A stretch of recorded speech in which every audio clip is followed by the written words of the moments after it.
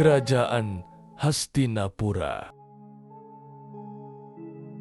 Di tanah luas peradaban kuno, berdirilah kerajaan Hastinapura. Istana dari emas batu megah berdiri tegak di tepi sungai suci Gangga. Kerajaan ini menjadi pusat ilmu, budaya, dan kekuatan satria. Rakyat hidup makmur, raja dihormati, dan hukum dharma dijunjung tinggi. Namun, di balik kemegahan tersebut, benih ketegangan tumbuh pelan-pelan. Dua garis keturunan keluarga, Bharata Pandawa dan Kurawa dibesarkan dalam istana yang sama, namun dipisahkan oleh takdir dan sifat manusia yang tak bisa dihindari.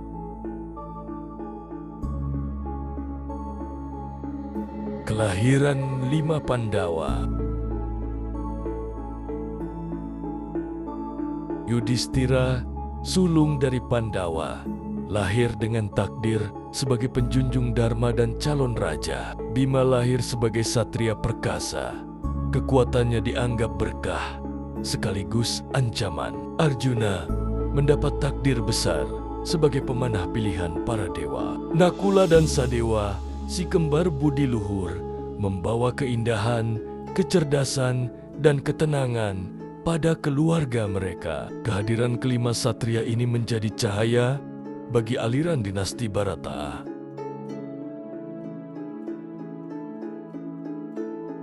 Kurawa 100 bersaudara.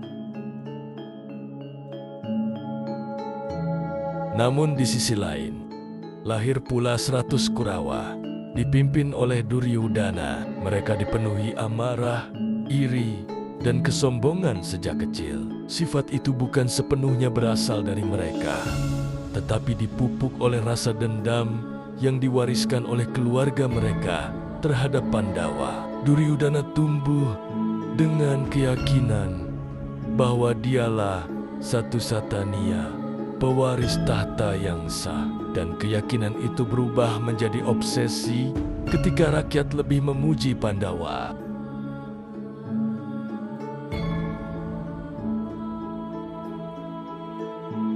Pembelajaran para satria. Sebagai calon penerus kerajaan, Pandawa dan Kurawa dididik oleh Resi Drona. Latihan memanah, bela diri, strategi perang, dan ilmu spiritual diberikan setiap hari. Pandawa berhasil menonjol karena kerendahan hati dan kesungguhan belajar. Sementara Kurawa berusaha unggul dengan ambisi yang membara. Arjuna menjadi murid terbaik Resi Drona. Hal ini semakin membakar kecemburuan Duryudana.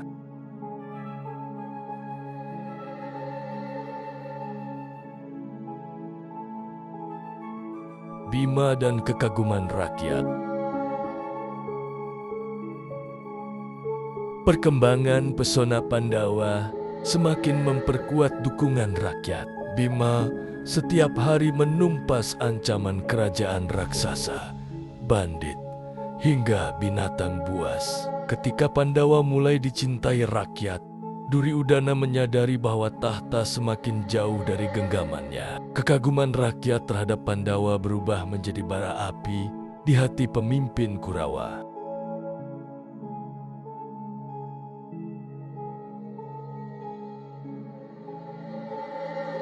Pesta kerajaan dan pertaruhan nasib.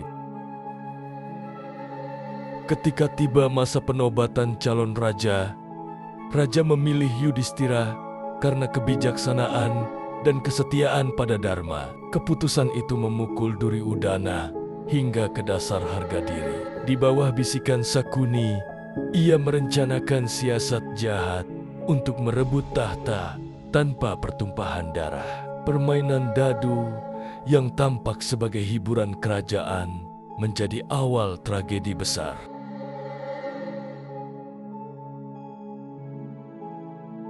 perjudian yang menghancurkan.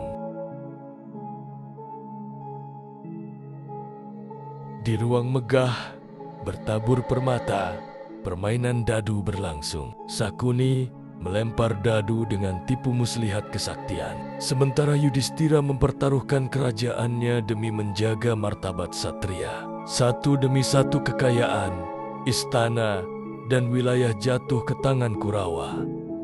Bahkan Drupadi dipertaruhkan dan dihina. Pandawa tidak melawan, sebab Dharma melarang mereka menodai janji. Dan demikianlah mereka diasingkan selama 13 tahun.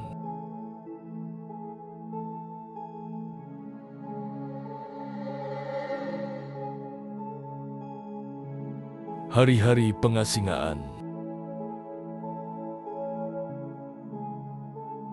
Pandawa pergi meninggalkan kerajaan tanpa penyesalan kepada rakyat. Namun dengan beban luka yang berat, di hutan yang sepi, mereka hidup dalam penderitaan.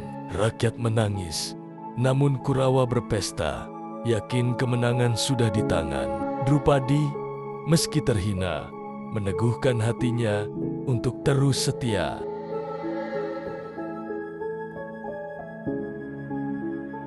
Pelajaran dari dewa dan alam.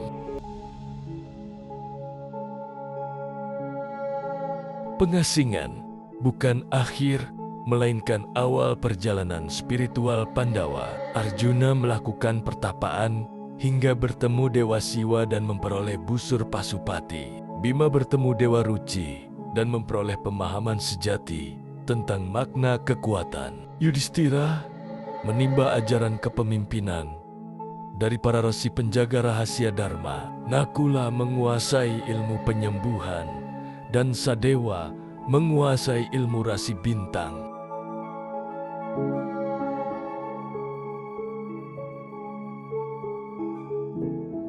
Kekuatan baru para Pandawa.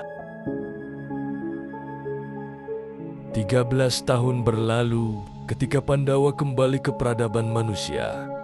Hati mereka telah ditempa oleh ujian. Pikiran mereka dipenuhi kebijaksanaan, dan kekuatan mereka melebihi satria manapun yang pernah hidup. Namun mereka tetap datang dengan kedamaian meminta hak mereka kembali, tanpa keinginan pertumpahan darah.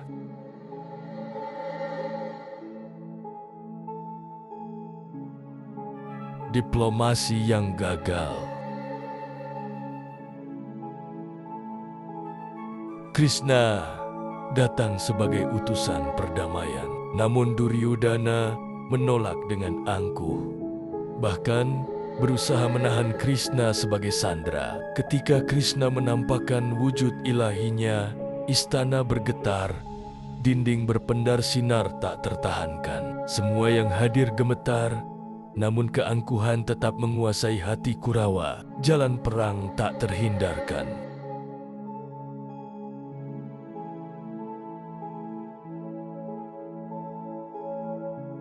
Kereta perang Arjuna. Di tengah medan Karuksetra, Arjuna memandang ribuan pasukan, dan di antara mereka terdapat guru, saudara, dan sahabat. Hatinya terbelah.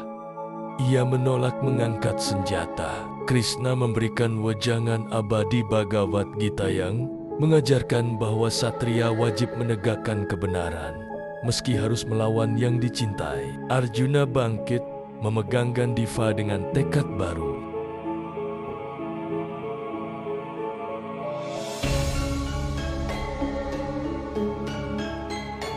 Genderang perang menggelegar.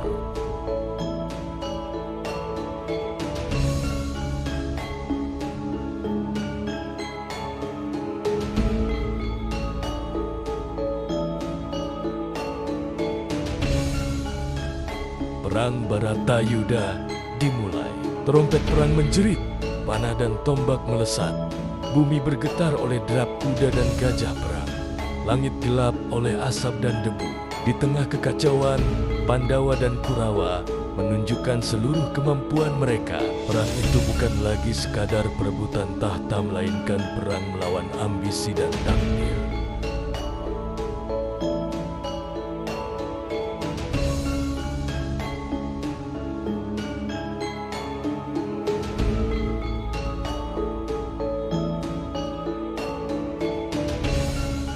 Korban dari kedua sisi.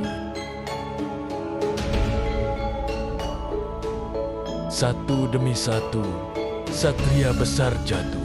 Abhimanyu, putra Arjuna, gugur dalam kepungan jurang.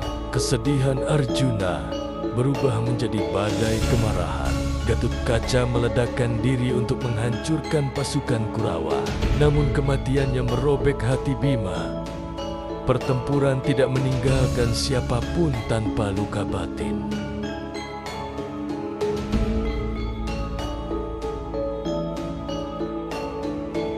Amarah Bima.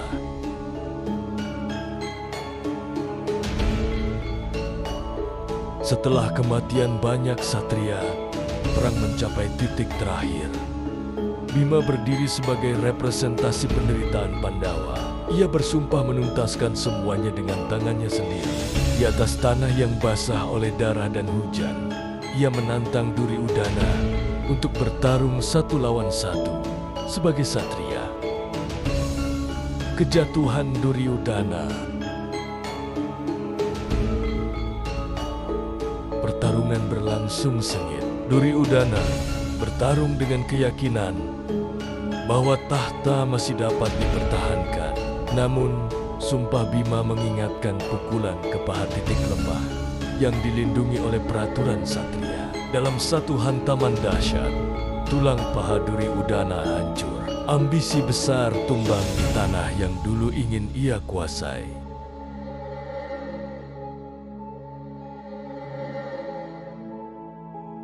Akhir perang.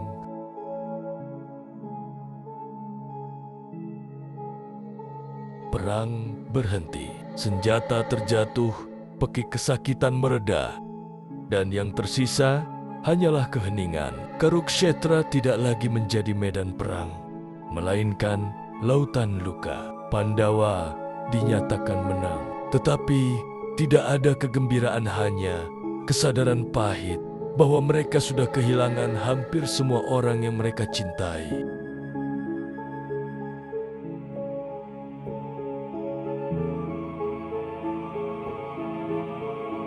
Luka dalam kemenangan. Ketika kembali ke Hastinapura, rakyat menyambut dengan sukacita. Namun Pandawa tidak bisa menikmati kemenangan itu. Arjuna kehilangan putra, Bima kehilangan sahabat, Draupadi kehilangan anak-anak, dan Yudhistira kehilangan kedamaian batinnya. Tidak ada sorak kemenangan yang dapat menghapus kehancuran jiwa yang mereka alami. Tahta yang hampa. Pandawa memimpin kerajaan dengan bijaksana, namun hati mereka tak pernah pulih sepenuhnya. Yudhistira memerintah bukan untuk kejayaan, tetapi sebagai penebus penderitaan. Mereka mengungkapkan bahwa tahta hanyalah titipan, bukan hak penuh. Dharma menuntut pengabdian, bukan kesenangan. Perjalanan ke surga.